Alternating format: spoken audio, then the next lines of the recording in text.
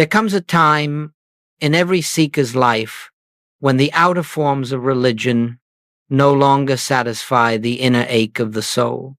Not because religion has failed, but because the soul has begun to outgrow the belief that God resides somewhere outside itself. And so, without any fanfare, without any announcement, there arises in your heart a quiet question: where is God?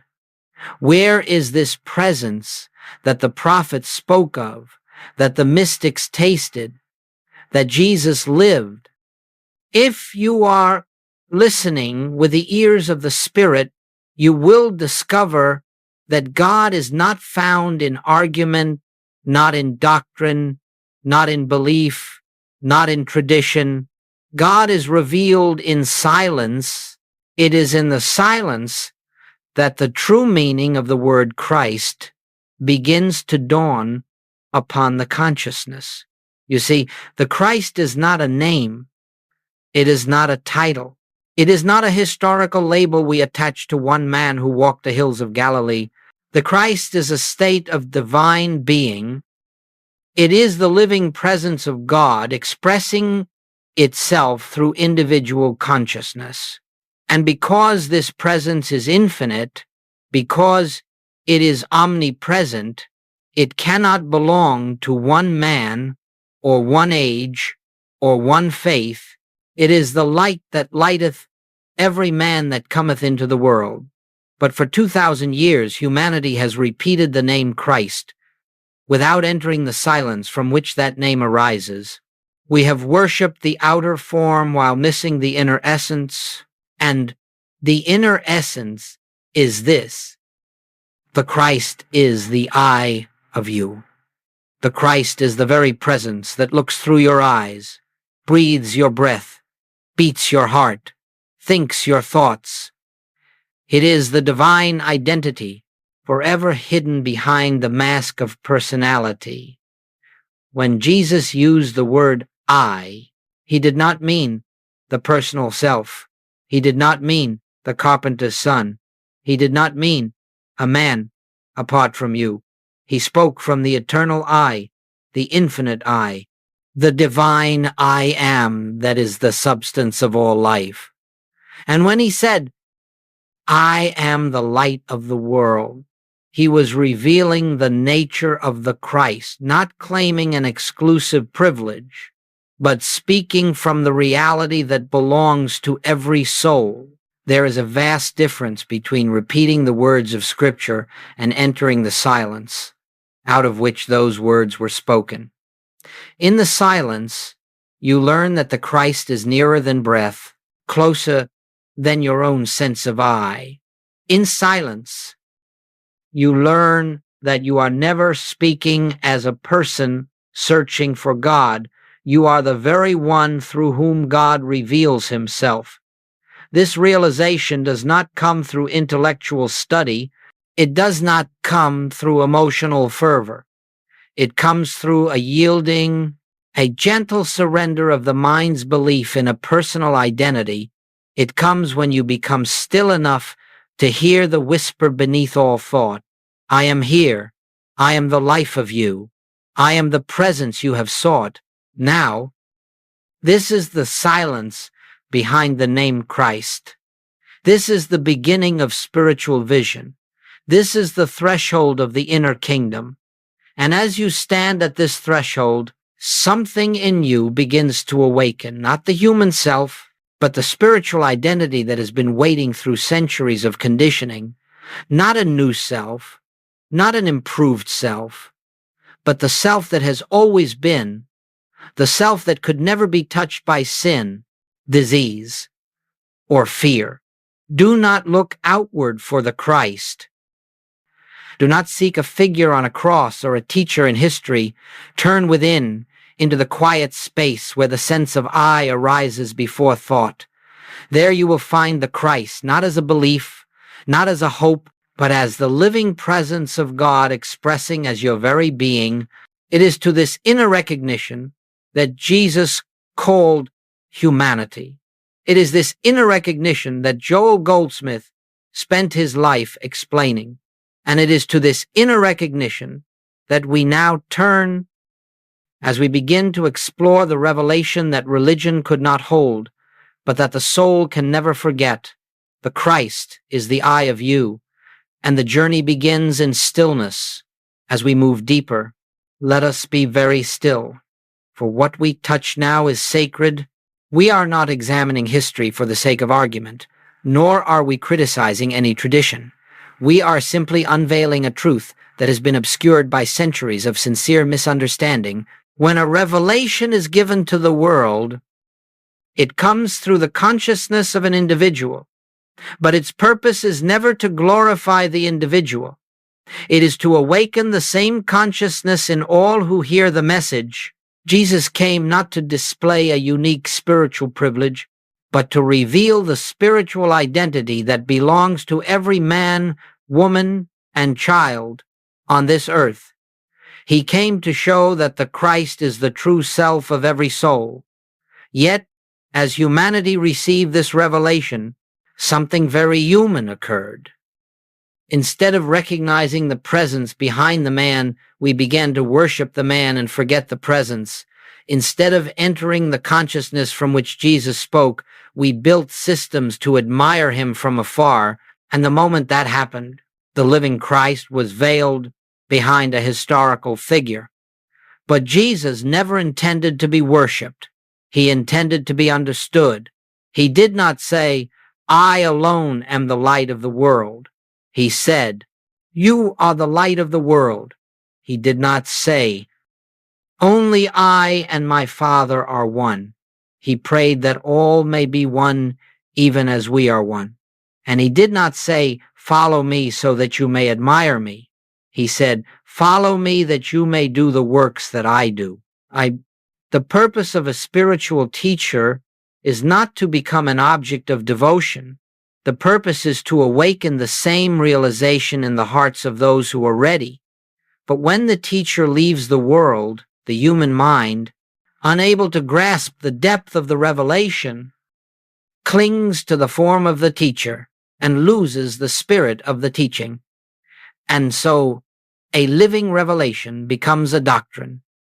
A spiritual identity becomes a creed. A universal truth becomes a historical event.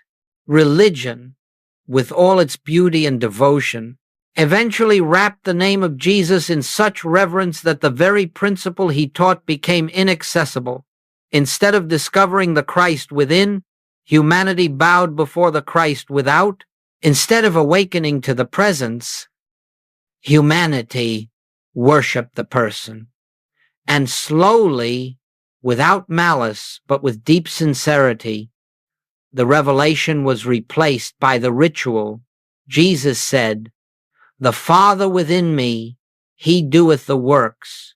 Yet how many have been taught to look outside themselves for the Father? Jesus said, "The kingdom of God is within you." Yet how many have been instructed to seek a kingdom in the sky? Jesus said, "The works that I do shall you do also." Yet how many have believed such works to be impossible? This is the great misunderstanding, not a failure of faith, but a failure of identity. For when you believe that the Christ belongs to one man alone, you separate yourself from the very presence that seeks expression as you. When you exalt the messenger above the message, you turn revelation into remembrance, and remembrance into ritual. And then the living presence, the indwelling Christ, becomes a distant hope instead of an immediate reality. Joel Goldsmith never criticized religion. He honored its role, its beauty, its sincerity. But he also understood this: religion inherited the outer story of Jesus without entering the inner consciousness from which Jesus lived. Religion preserved the biography of the man while losing the revelation of the I that animated him. That is why the world still prays to God as though God were out there. That is why suffering persists, even among the devout. That is why spiritual longing remains unfulfilled despite centuries of worship. We have been looking in the wrong direction, outward instead of inward, upward instead of inward, toward a person instead of toward the presence that Jesus called the Father within. This is not a criticism. It is an invitation to rediscover the revelation Jesus intended, the revelation that Joel Goldsmith reawakened. The Christ is not a person to worship, but a presence to recognize. And until this recognition dawns, the spiritual life remains a search instead of a realization. Let us be clear. Honoring Jesus is not wrong, but to honor him truly is to understand what he understood, to see as he saw, to live as he lived, from the center of divine identity, from the I within, from the Christ that is not limited to one form, but expressed through the infinite variety of life. This is the misunderstanding we must gently lay aside, not by rejecting religion, not by opposing belief, but by going deeper than belief into the awareness of the one who says, I. For the revelation Jesus brought can never be restored to its purity until it is recognized where he placed it within you. Let us move now into the heart of the revelation, not the revelation given 2,000 years ago alone, but the revelation that is being whispered into your own consciousness at this very moment. For truth is never a matter of history. Truth is eternally present, eternally speaking, eternally waiting for recognition.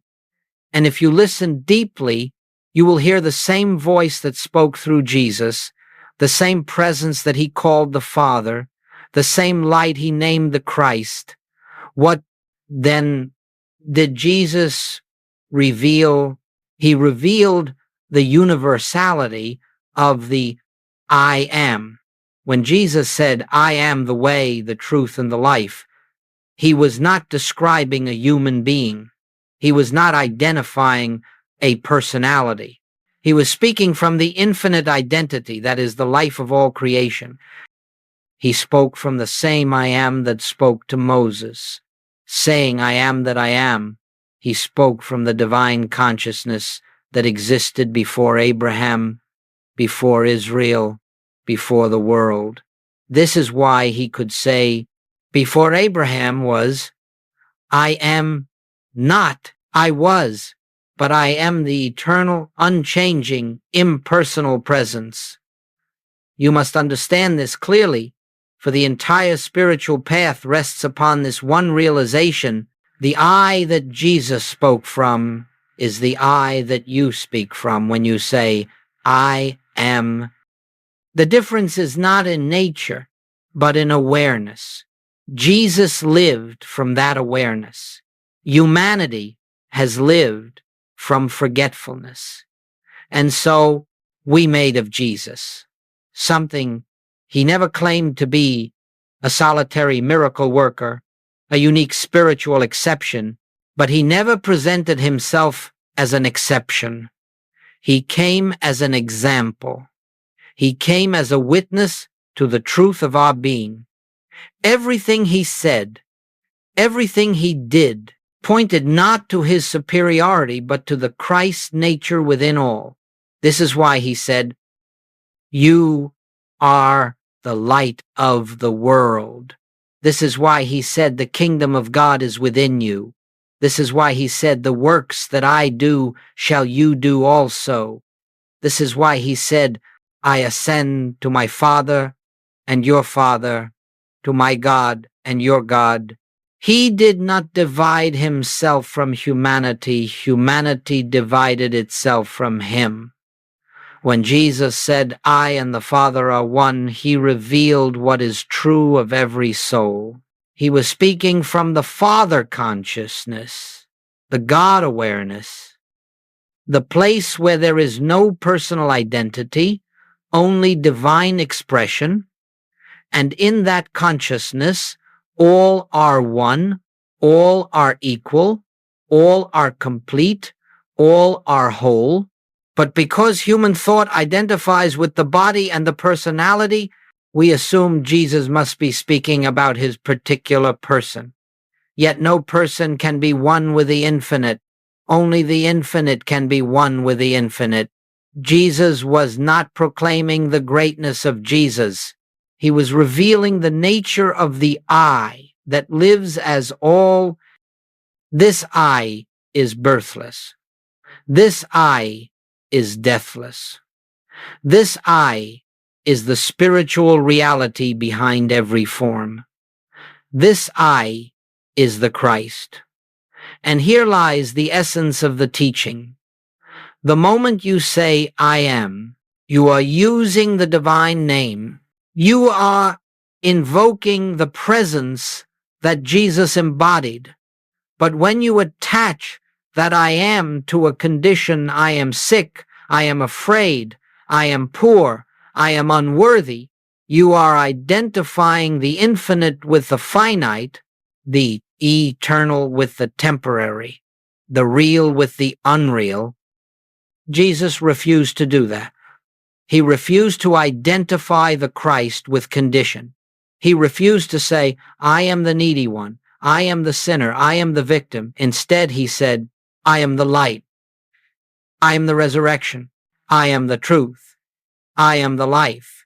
He spoke always from the standpoint of the eternal identity, and that is why his words carried authority, because they arose from what is true, not from what appears.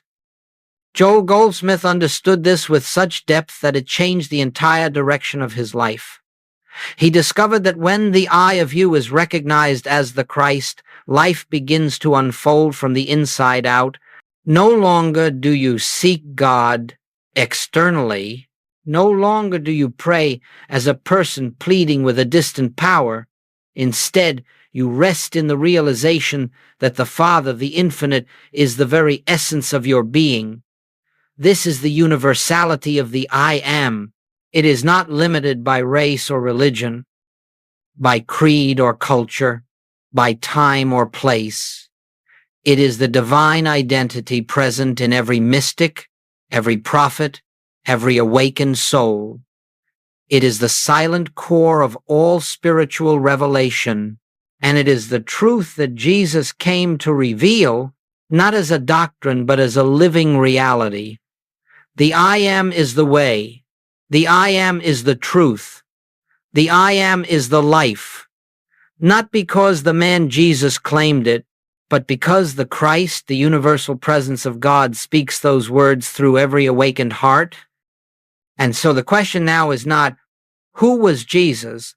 The question is, who is the I that I am? And as that question dawns in your contemplative moments, the Christ begins to reveal itself not as a concept, not as a philosophy, but as the living presence that has been the core of your being from the beginning. As we continue, let us turn inward again, for the truth we approach cannot be grasped intellectually. It must be sensed, felt, recognized in the silence of your own being. Truth is not taught from one mind to another. Truth is revealed from the depth of the soul to the depth of the soul. And it is in this spirit that we explore what Joel Goldsmith discovered through years of contemplation, meditation, and inner listening. Joel Goldsmith was not a theologian. He was not a metaphysician in the academic sense. He was a man who sought reality. He wanted to know God, not as a belief, not as a hope, not as a doctrine, but as living presence. And so he turned away from outward systems, away from rituals, away from secondhand truth. He sat in silence, sometimes for hours, sometimes for days, waiting, listening, yielding. And in this stillness, something extraordinary began to unfold. Joel discovered that the Christ is not an attribute. It is not a quality. It is not even an experience. The Christ is the invisible presence of God, expressing as individual being. It is the spiritual identity that lives where you think your personal self resides. It is the I behind the I, the life behind the life, the consciousness behind all consciousness. He discovered that the Christ is not confined to the figure of Jesus. It is not limited to one religion, one tradition, one nation, or one era. It is the eternal selfhood that existed before you were born and will exist long after the body has dissolved. It is the infinite nature of God revealing itself at the point of your individuality. Joel realized that every healing, every supply, every illumination comes not from a person asking God, but from the Christ revealing itself as the truth of being. When Jesus healed, he did so not by reaching outward to a power. He did so by recognizing the presence within the Father, within the Christ, within. And that same presence lives as you. That same light seeks expression through you. That same consciousness is the foundation of your very existence. You see, the Christ is not a power you acquire. It is the nature of your being. But as long as you identify yourself as a separate person, as a mind with private thoughts, as a body with private conditions, you cannot perceive the Christ. Not because the Christ is absent, but because your attention is fixed on the garment instead of the life that wears it. Joel discovered this by experience. In moments of profound silence, he felt the dissolving of personal identity. He could sense the presence moving through him, thinking through him, speaking through him. He realized that the words he spoke were not his words. They were the utterances of the Christ consciousness pouring through an open, surrendered mind. And this became the foundation of his ministry, that the Christ is impersonal, it belongs to no one, it expresses through anyone who becomes still enough to hear its voice. The Christ is the invisible fabric of all creation. It is the substance of every form. It is the intelligence that orchestrates the body, the harmony that organizes life, the love that holds the universe in being. It is the same presence that Jesus revealed, the same presence Moses glimpsed, the same presence that is spoken through saints, sages, and mystics throughout time. Joel discovered that when the personal sense of I is set aside even for a moment, the Christ rushes into expression, not as an emotional sensation, but as a deep peace, a clarity, a knowing, a sense of being cared for, guided, sustained by an infinite love. He found that the Christ is not awakened by effort. It is revealed by surrender. It is not summoned by words. It is known by silence. It does not rise through striving. It appears the moment you stop trying to be something and simply be. And so he taught that healing is not a correction of the external. It is the recognition of the inner. Supply is not the attraction of something absent. It is the unveiling of the infinite fullness already present. Peace is not the elimination of conflict. It is the revelation of the Christ, which has never been troubled. Joel often said, "We do not bring God into our experience. We bring our experience into God." This is the secret of the Christ. When you identify with the presence, your outer life takes on the harmony of that presence. When you identify with the personal self, your outer life reflects the limitations of that belief. This was Joel Goldsmith's discovery, that the Christ is the invisible reality of all being, that it is the essence of your existence, and that the entire spiritual journey is the quiet remembrance of what has always been true. Nothing is added, nothing is acquired, nothing is improved, only recognized. And as this recognition deepens, you begin to understand why Jesus said, "He that hath seen me hath seen the Father," not because Jesus was the only Christ, but because the Christ is the universal self. And when that self shines through any individual, the Father is revealed. This is the Christ, as Joel discovered. The silent presence, living as you, waiting to be acknowledged, waiting to be recognized, waiting to be lived. Let us move now into one of the most liberating realizations on the spiritual path. A truth so simple, yet so profound, that its absence has shaped centuries of spiritual misunderstanding.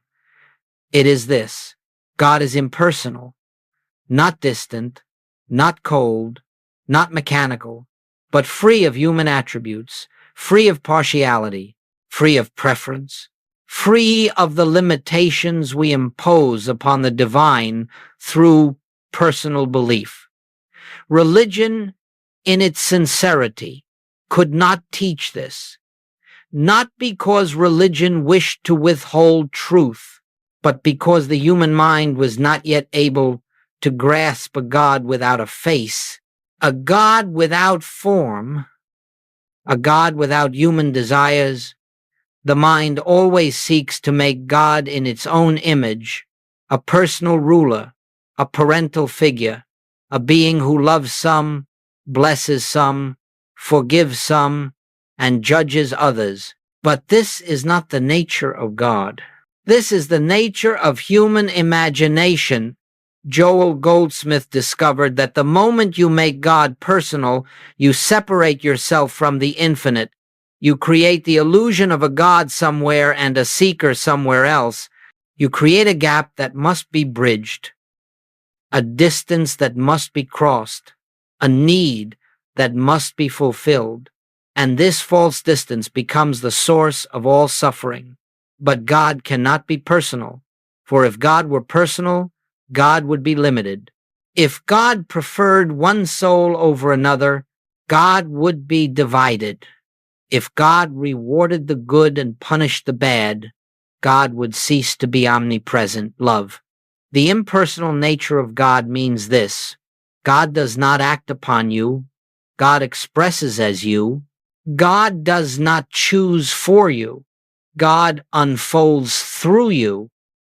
God does not send blessings. God is the blessing that is your life.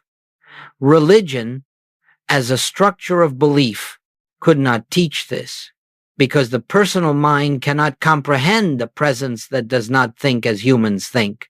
And so, to comfort the mind, religion gave God a personality. It gave God anger, mercy, disappointment, approval. It gave God human emotions so that human beings could relate to the infinite. But the spiritual journey is not about making God relatable. It is about realizing that the one we call God is the very essence of our own being. When Jesus referred to the Father, he did not speak of a being outside himself.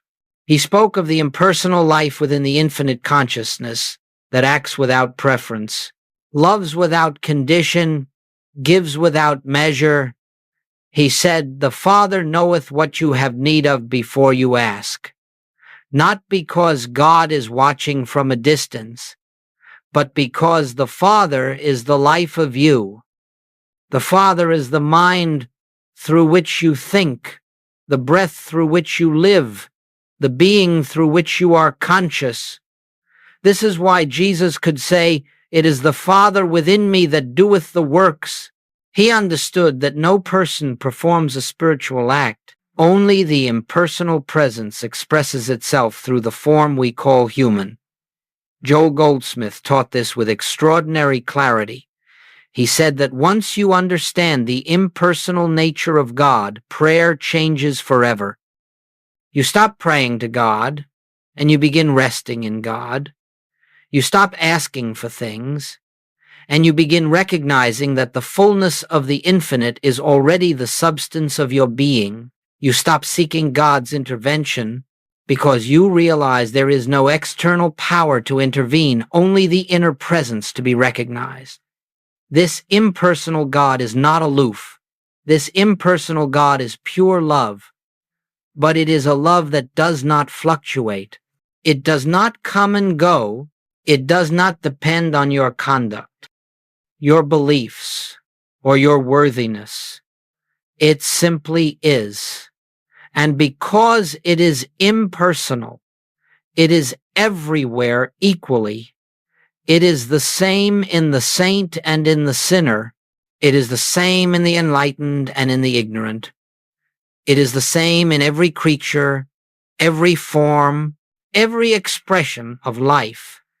Religion could not teach this because an impersonal God cannot be controlled, cannot be bargained with, cannot be used as a tool for human morality. An impersonal God cannot be claimed as ours against theirs. An impersonal God does not punish, does not reward, does not withhold, does not bribe. And so, for many centuries, the world held to a personal deity because the personal mind could understand it, but the spiritual heart cannot awaken fully until it moves beyond this belief. To awaken to the impersonal nature of God is to awaken to the truth that God is not a someone, not an other, not a being separate from your being. God is the invisible fabric of your existence. God is the I that lives as you. God is the Christ, the eternal, impersonal, universal presence, expressing individually as your life. And when you know this, you no longer ask God to change the world. You allow God to reveal the world as it sees it. You no longer plead for healing. You rest in the truth that the Christ, your true self, is never sick. You no longer pursue supply. You recognize that the infinite cannot lack. You no longer seek peace. You discover that peace is the nature of your own being. This is the truth. Religion could not teach, not out of unwillingness, but out of necessity. Humanity had to grow into it. And now, as consciousness evolves, this truth stands ready to be understood by all who can enter the silence and listen.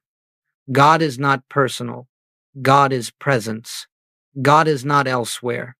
God is the life that says, I. And when this is realized, the spiritual journey truly begins. Now we come to the living heart of the spiritual path, the point where truth must pass from the level of concept into the depth of realization. For no amount of reading, no amount of hearing, no amount of believing can awaken the Christ. Only recognition can. Recognition is not an act of the mind. Recognition is an opening of consciousness. Recognition is the gentle turning from appearance to reality, from form to substance, from the personal sense of self to the infinite I that stands behind all being. The Christ within you does not need to be awakened. It is already awake. It is already whole. It is already complete. What must awaken is your awareness of it. And this awareness comes through a simple, sacred practice that Joel Goldsmith called recognizing the presence. This is not something you do loudly. It is not something you do aggressively. It is not something you do with willpower or effort. It is something you do softly, tenderly, with the same stillness with which you might watch a sunrise or listen to the quiet breathing of a sleeping child. The practice begins with a pause. Whenever fear appears, you pose. Whenever lack appears, you pose. Whenever conflict appears, you pause. Whenever the mind rushes into reaction, you pause. In that pause, you withdraw your identification from the condition before you. You do not try to change the condition. You do not argue with it.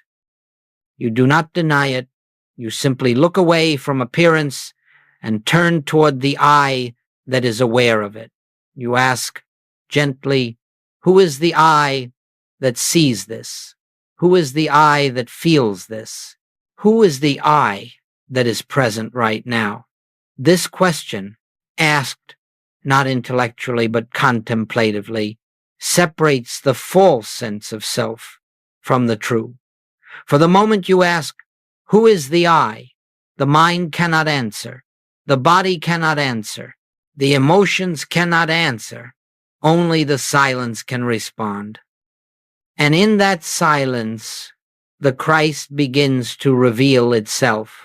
You begin to sense, even faintly, that the I which is aware of fear cannot fear. The I which is aware of lack cannot lack. The I which is aware of pain cannot suffer. The I which is aware of conditions is not conditioned by them. This gentle recognition is the first step in awakening the Christ within.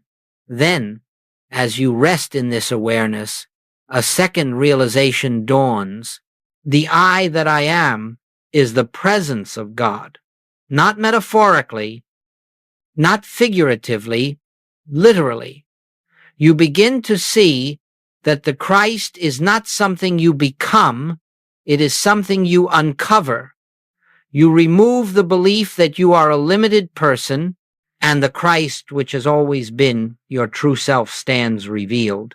This is why Joel Goldsmith taught that you never declare, I am sick, or I am poor, or I am afraid. The I that speaks these words is not the person you believe yourself to be. It is the Christ, and the Christ cannot be sick, cannot be poor, cannot be afraid. To attach I am to any appearance is to claim unreality as identity, and the moment you do that, you suffer. Recognition reverses this mistake.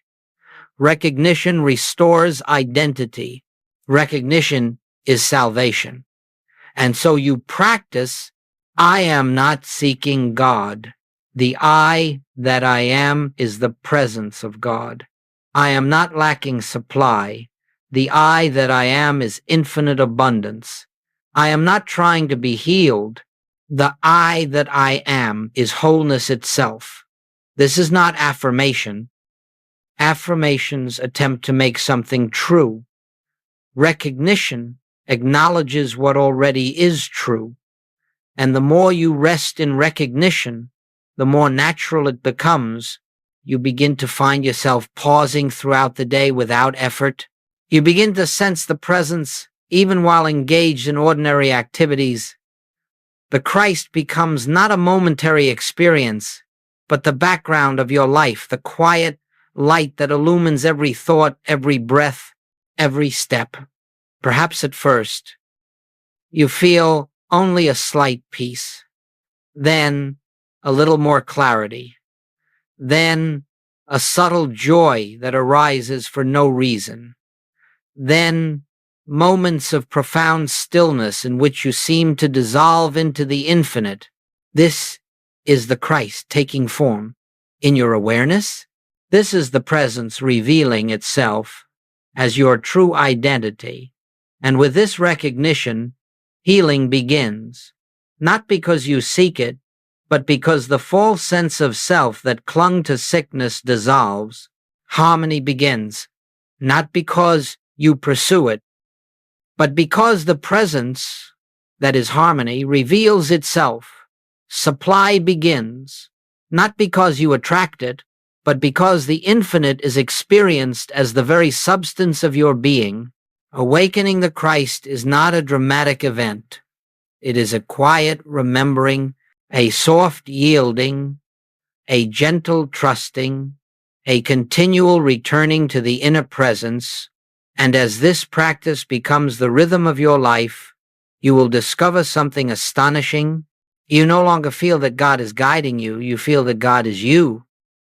You no longer think of the presence as something within. You realize the presence is the very essence of the I that lives, moves, and breathes through you. This recognition is the foundation of the spiritual life. This recognition is the doorway to freedom. This recognition is the unveiling of the Christ within. Let us now move into the great transition of the spiritual path, the point at which recognition becomes embodiment, and the truth you contemplate begins to live itself through you. For it is one thing to recognize the Christ within, it is another to live as that Christ. And the difference lies in one simple shift, the dissolution of personal sense. What is personal sense? It is the belief that you are a separate being with a private life, a private mind, private fears, private burdens, private responsibilities. It is the belief that you must direct your life, solve your problems, heal your body, earn your supply, protect your identity. This is personal sense. And as long as you live from personal sense, you live outside the rhythm of the Christ. The Christ is the presence of God, individualized as you. The Christ is infinite life expressing through your form. The Christ is the I that needs nothing, fears nothing, lacks nothing, seeks nothing. The Christ does not struggle, does not strive, does not react, does not defend, does not resist. To live as the Christ is, to let go of the belief that you, as a person, are living your life at all. You begin to sense gently at first, then more clearly, that something deeper is living you. Something wiser is thinking through you. Something greater is guiding, sustaining, unfolding your every step.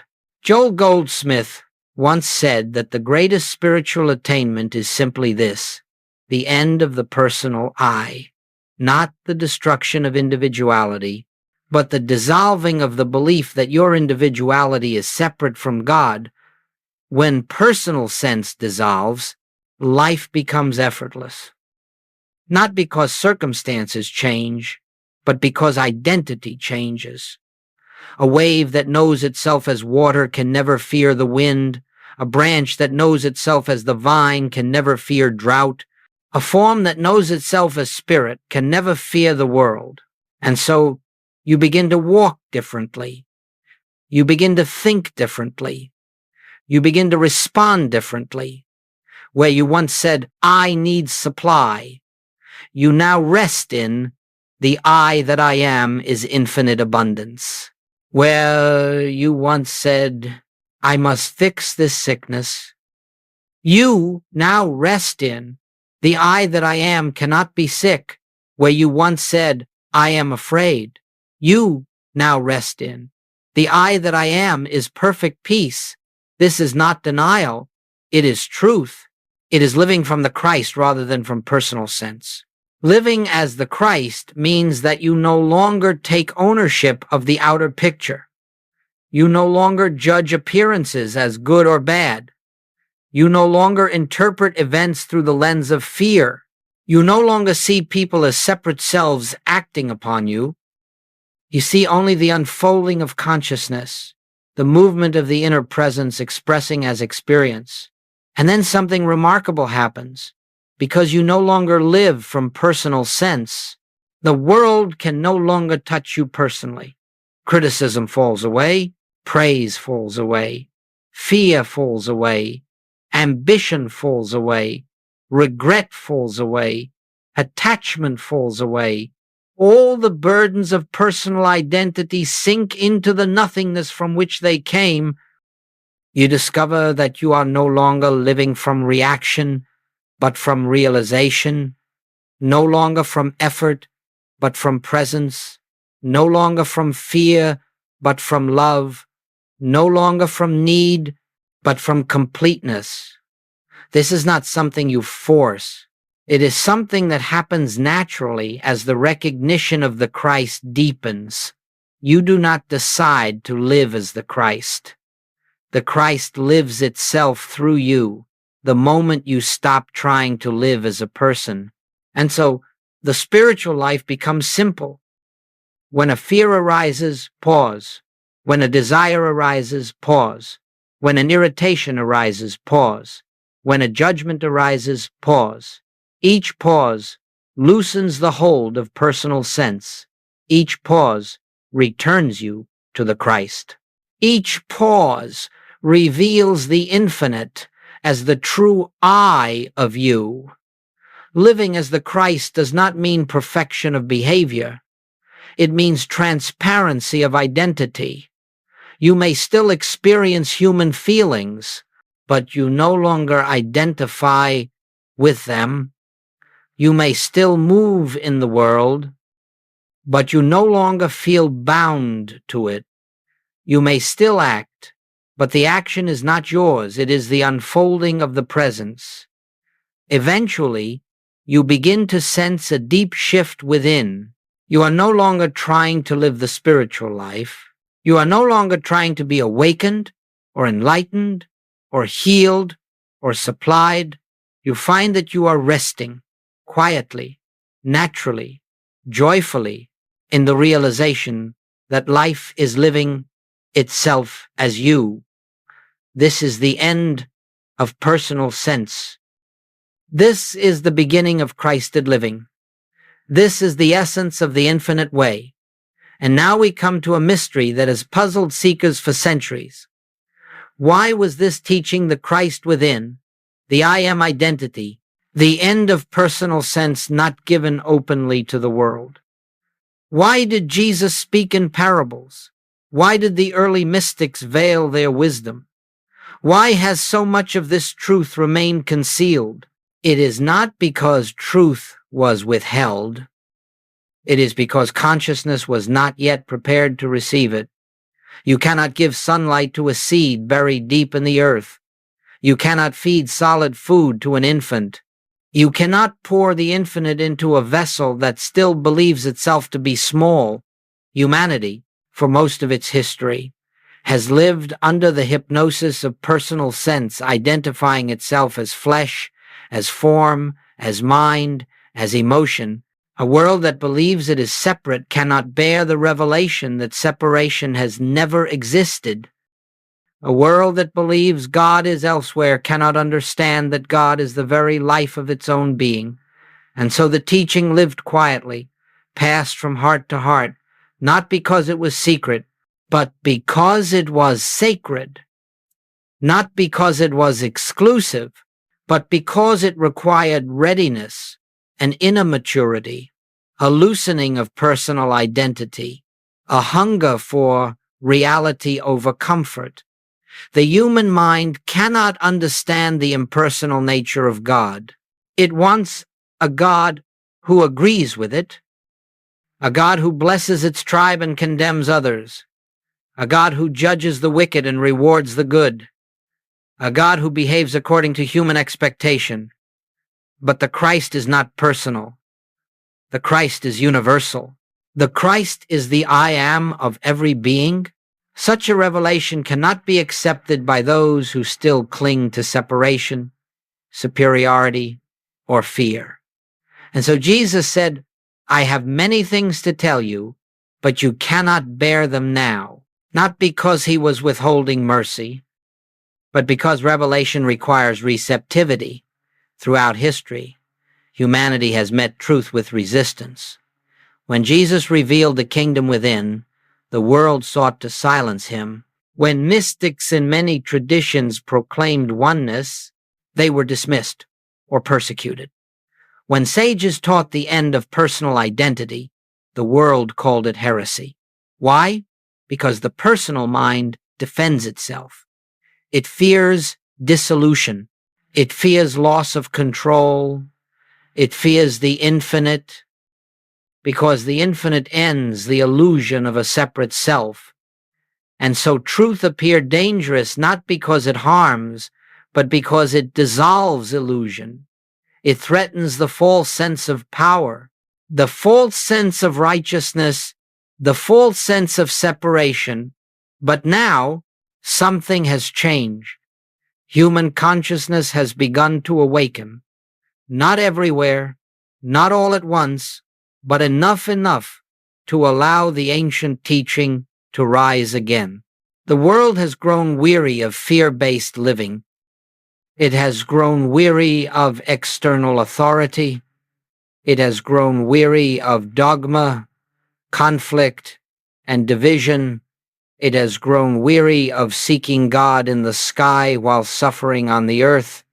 And so, in this age, the Christ teaching has begun to reemerge, not as religion, not as doctrine, but as inner revelation. It is rising because hearts have become ready, minds have begun to soften, personal sense has begun to crack under the weight of global transformation. Joel Goldsmith recognized that the time had come that humanity was ready, not all, but many, to realize, I and the Father are one. He saw that souls everywhere were hungry, not for belief, but for experience, not for tradition, but for presence, not for authority, but for freedom. And so he spoke these truths openly, yet gently, trusting that those who were ready would hear, and those who were not ready would walk their own path until the moment came. Truth cannot be forced. It cannot be imposed. It cannot be demanded. It can only be revealed the moment the soul is ripe for it. This is why the teaching was hidden, not because it was meant for a chosen few, but because it awaited the awakening of the many. And now you are here, listening, seeking, sensing the stirrings of something ancient within you. This reveals that your own consciousness has ripened, that you stand on the threshold of the Christ awareness that Jesus embodied and Joel Goldsmith taught. The teaching is no longer hidden. It is whispered now into every heart that is ready, for the time has come. And now, as we draw this journey to its resting place, let us once again turn inward, not toward the words that have been spoken, not toward the concepts we have explored, but toward the silence from which they came. For if you hear only the words, you receive information, but if you touch the silence, you receive revelation. The entire purpose of this message, from the first moment to this final breath, has been to point you back to the I that you are, not the personal I, not the human identity that carries your name, your history, your memories, your successes, your burdens, but the infinite I, the Christ, the presence of God expressing as your very being. You have not been invited merely to think about the Christ. You have been invited to enter the Christ, to live from the center where the Father speaks, to stand in the awareness that the kingdom is within, to rest in the truth that I and the Father are one. The spiritual path is not the acquiring of anything. It is the releasing of everything that is not you. Every belief in separation, every attachment to personal identity, every fear, every judgment, every attempt to make life conform to your will, these fall away naturally when you turn within and recognize the I that lives you. And so as we conclude, I ask you to pause just for a moment and notice the quiet presence that is here. Not the sound of these words, not the activity of your mind, but the stillness beneath them. That stillness is the Christ. That stillness is the I am. That stillness is the infinite life that has always been your true self. It does not need to be reached. It does not need to be invoked. It does not need to be earned. It needs only to be recognized. And as you recognize it, even for these few moments, you step into a new way of being. You are no longer a seeker of God. You are an expression of God. You are no longer a traveler on the path. You are the path being walked. You are no longer a person on a spiritual journey. You are spirit unfolding in form. This is the living I am. And when you begin to live from this recognition, something subtle but extraordinary begins to occur. Your problems lose their authority. Your fears lose their voice. Your burdens lose their weight. Your past loses its hold. Your future loses its threat. Why? Because you are living not from the personal self, but from the presence that is untouched by time, untouched by circumstance, untouched by the world. You begin to feel the quiet joy that arises for no reason. You begin to sense a guidance that requires no thought. You begin to perceive a harmony that does not depend on conditions. You begin to love without effort, forgive without struggle, trust without fear. This is not self-improvement. This is not spiritual achievement.